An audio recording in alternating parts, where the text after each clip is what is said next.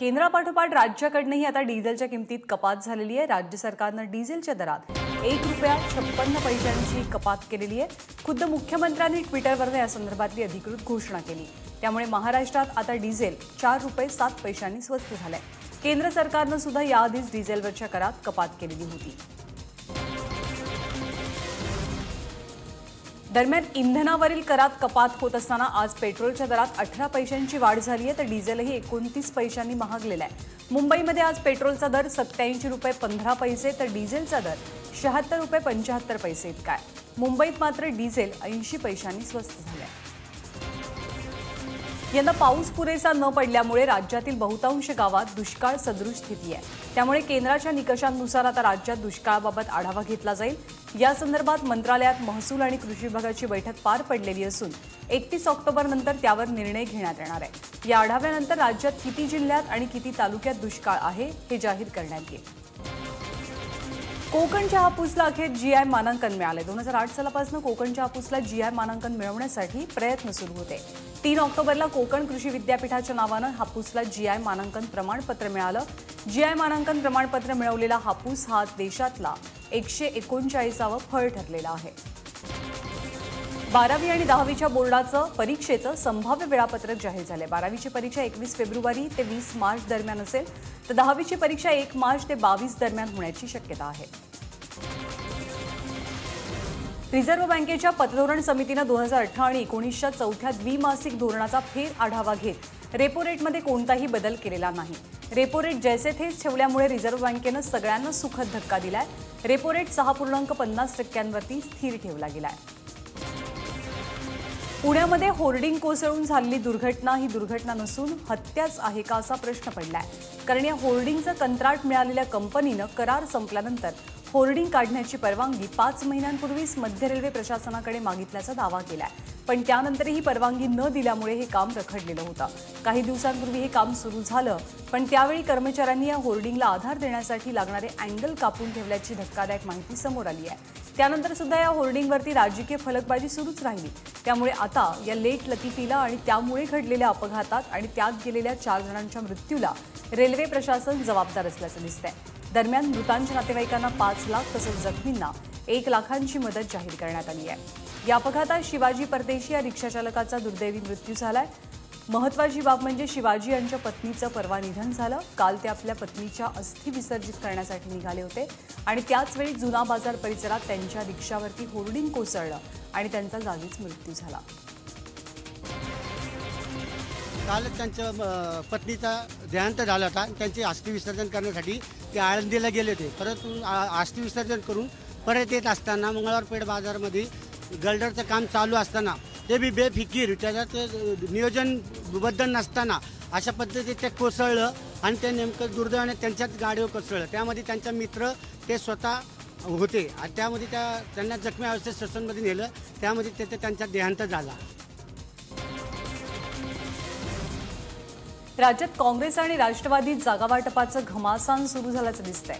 कारण राष्ट्रवादीने लोकसभेच्या एकूण 48 जागांपैकी 25 जागांची मागणी केलेली आहे। तसंच काही जागांच्या अदलाबदलीसाठी सुद्धा राष्ट्रवादी काँग्रेस आग्रही आहे।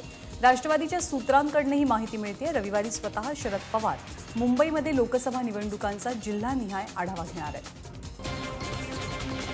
शरद पवारांनी पुण्यातनं लोकसभेची निवडणूक लढवली तर आनंद होईल अशी प्रतिक्रिया अंकुश काकडेंनी दिली आहे। सध्या पुणे लोकसभेची जागा काँग्रेसकडे, त्यामुळे जागा वाटपावरनं काँग्रेसवर दबाव टाकण्याचा राष्ट्रवादीचा प्रयत्न असल्याचं बोललं जात आहे। अद्यापही मतदारसंघाच्या एकंदरीत चर्चा अजून काही झालेली नाही। आम्ही चर्चा करून हा मतदारसंघ पारंपरिक पद्धतीने आजपर्यंत काँग्रेसने लढवलेला आहे। त्यामुळे पवार साहेबांचं तुम्ही जे म्हणता ही काही अधिकृत माहिती माझ्यापर्यंत आलेली नाही। कोणी काय म्हणत असेल तर त्या स्टेटमेंटला महत्त्व मी देत नाही, कारण की ज्यावेळेस दोन्ही पक्ष एकत्र बसतील त्यावेळेस निर्णय होईल। मुख्यमंत्री देवेंद्र फडणवीस चांगलं काम करतायत आणि ते भविष्यात पंतप्रधान होतील असं भाकीत राष्ट्रीय समाज पक्षाचे अध्यक्ष आणि दुग्धविकास मंत्री महादेव जानकर यांनी वर्तवलंय। ब्राह्मणांमुळे तेलाचा चहा विकणारा मुलगा पंतप्रधान झाला असा दावाही त्यांनी केला। सरदार पटेलांच्या पुतळ्याच्या उंचीपेक्षा छत्रपती शिवाजी महाराजांच्या पुतळ्याची उंची कमी करण्याचा भाजपचा डाव असल्याची टीका अजित पवारांनी केली। ते इंदापुरात बोलत होते। शिवाजी महाराज हे आमचं दैवत आहेत, त्यामुळे शिवाजी महाराजांच्या पुतळ्याची उंची सर्वाधिक असायला हवी असंही त्यांनी नमूद केलं. येत्या 4 महिन्यात म्हणजेच 31 जानेवारीपर्यंत राम मंदिराचं काम सुरू केलं नाही तर 2019च्या लोकसभा निवडणुकीत भाजपचा पराभव अटळ आहे असा इशारा साधू संतांनी दिलाय. विशेष म्हणजे 15 ते 16 संतांचं एक शिष्टमंडळ राष्ट्रपती रामनाथ कोविंद यांना भेटून एक निवेदन देणार असल्याचंही कळतंय. 400 साधूंना नपुंसक केल्याच्या प्रकरणी तुरुंगात हवा खात असलेला गुरमीत राम रहीमला एका गुन्ह्यात जामीन मंजूर झालाय. पंचकुला इथल्या विशेष सीबीआय न्यायालयानं त्याचा जामीन मंजूर केलाय. परंतु 2 साध्वींचं लैंगिक शोषण केल्याप्रकरणी गुरमीत राम रहीमला 20 वर्षांची शिक्षा ठोठावण्यात आली आहे. शांततेसाठी दिल्या जाणाऱ्या 2018 सालच्या नोबेल पुरस्कारांची घोषणा झाली आहे. यावर्षी डेनिस मुक्वेगे आणि नादिया मुराद यांना शांततेसाठीचा नोबेल पुरस्कार दिला जाईल. या दोघींनीही युद्धभूमीवरती लैंगिक अत्याचारांचा वापर शस्त्रासारख्या करणाऱ्यांविरोधात लढा दिलेला होता. यावर्षी शांततेसाठीच्या नोबेलसाठी एकूण 331 जणांना नामांकन देण्यात आलं. यामध्ये 216 व्यक्ती तर 115 संघटनांचा समावेश होता. पुण्याच्या घोडेगावमध्ये बिबट्यानं दुचाकीवर हल्ला करत 7 जणांना जखमी केलाय. ही घटना शुक्रवारी रात्री 8 ते 8:30च्या दरम्यान घडली. या हल्ल्यामुळे परिसरात दहशतीचं वातावरण आहे. काही दिवसांपूर्वी घुलेवाडी येथील धनगराचा एक घोडा बिबट्यानं ठार केला होता. तर काल भीमाशंकर घोडेगाव रोडवरील धोंडमाळ शिंदेवाडी इथे दुचाकीस्वारांवरती हल्ला करून 7 जणांना जखमी केलाय. गेल्या काही वर्षात रेल्वेतील अनेक वस्तू प्रवाशांनी चोरल्याचा आरोप रेल्वे प्रशासनानं केलाय. या चोऱ्यांमुळे रेल्वेचं तब्बल 4,000 कोटींचं नुकसान झालंय असाही दावा पश्चिम रेल्वेचे जनसंपर्क अधिकारी रवींद्र भापकर यांनी केला. मात्र हा रेल्वे अधिकाऱ्यांचा घोटाळा असल्याचा गंभीर आरोप राज्य रेल्वे प्रवासी मंडळ आणि मराठवाडा रेल्वे संघर्ष समितीने केला आहे. पुण्यातील खडकवासला धरणातून निघालेला मुठा नदीचा कालवा अचानक कसा फुटला, या दुर्घटनेमागची नेमकी कारणं काय आहेत याचा सविस्तर अहवाल सादर करण्याचे निर्देश मुंबई उच्च न्यायालयाच्या वतीनं प्रशासनाला दिले गेले आहेत.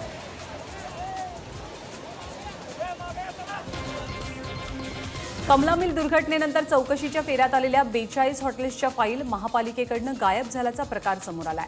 अंधेरी, जुहू, विलेपार्लेमधील अनेक पंचतारांकित हॉटेल्सचा यामध्ये समावेश आहे. महापालिकेच्या के वेस्ट वॉर्ड ऑफिसमधनं फाईल गायब झाल्याची तक्रार डीएन नगर पोलीस स्थानकात देण्यात आली आहे. मुंबईच्या लोखंडवाला परिसरात काल रात्री आग लागली. ही आग एस्टन बिल्डिंगमधल्या 5व्या आणि 6व्या मजल्यावर लागली. सुदैवानं यात कोणालाही इजा झाली नाही. मात्र या आगीमध्ये कार्यालय जळून खाक झाली आहेत. अग्निशमन दलाच्या 10 गाड्यांनी तासाभरात या आगीवर नियंत्रण मिळवलं. डॉक्टर बाबासाहेब आंबेडकर मराठवाडा विद्यापीठातील वसतिगृहात राहत असलेल्या विद्यार्थिनीनं कुलगुरूंच्या घरासमोर हल्लाबोल आंदोलन केलं. मुलींच्या वसतिगृहात पाण्याचा थेंबही नसल्यामुळे जवळपास 350 मुलींनी रात्री 10च्या सुमारास कुलगुरूंच्या घरासमोरच ठिय्या मांडला. चंद्रपूर जिल्ह्यातल्या बल्लारपूरमधील अभियंता तरुणीनं शिवाजी महाराजांची अनोखी प्रतिकृती तयार केली आहे. अंकिता नवघरेनं तब्बल 17,000 स्क्रूंच्या मदतीनं शिवरायांचं चित्र साकारलंय. हे चित्र सुमारे 40 किलो वजनाचं आहे.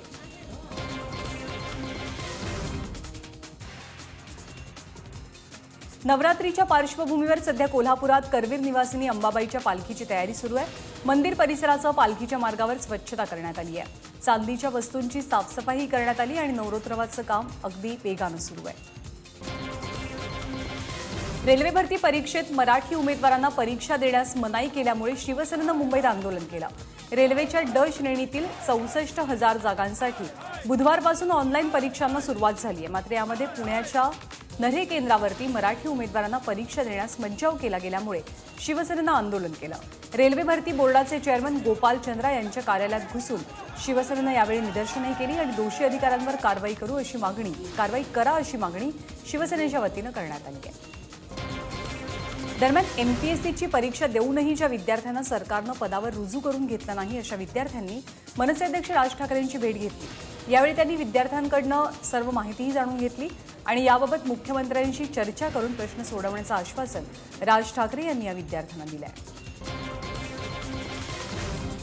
तारापूर औद्योगिक क्षेत्रातील रासायनिक कंपन्यांमधनं विषारी वायू बाहेर पडत असल्यानं नागरिकांचं आरोग्य धोक्यात आलंय. याविरोधात शिवशक्ती संघटनेच्या वतीनं आंदोलन करण्यात आलं. यावेळी बोईसर ते तारापूर महाराष्ट्र प्रदूषण नियंत्रण मंडळाच्या कार्यालयावर मास्क मोर्चा काढण्यात आला होता.